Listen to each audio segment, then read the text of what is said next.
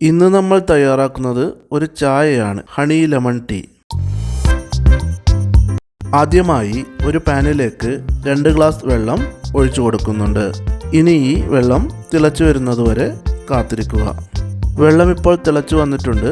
അതിലേക്ക് 1/4 ടീസ്പൂൺ ചായപ്പൊടി ചേർക്കുക. ഇനി ചായപ്പൊടി നന്നായി തിളച്ചു വരുന്നതുവരെ കാത്തിരിക്കുക. ഇനി ഇത് ഒരു ഗ്ലാസ്സിലേക്ക് അരിച്ച് ഒഴിച്ചെടുക്കുക.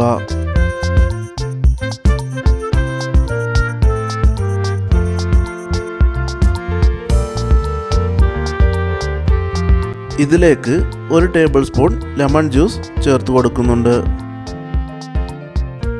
അതിനുശേഷം 1 മുതൽ 2 ടേബിൾ സ്പൂൺ വരെ ഹണി ചേർത്ത് കൊടുക്കുന്നുണ്ട്.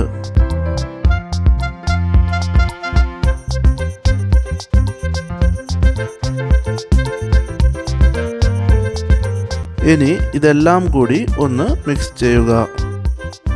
നമ്മളിവിടെ പഞ്ചസാര ഉപയോഗിക്കുന്നില്ല. നമ്മുടെ ഹണി ലെമൺ ടീ ഇവിടെ തയ്യാറായിട്ടുണ്ട്. ഈ ചായ നമ്മുടെ ഡൈജഷനും ഇമ്മ്യൂണിറ്റി വർധനവിനും സഹായിക്കും.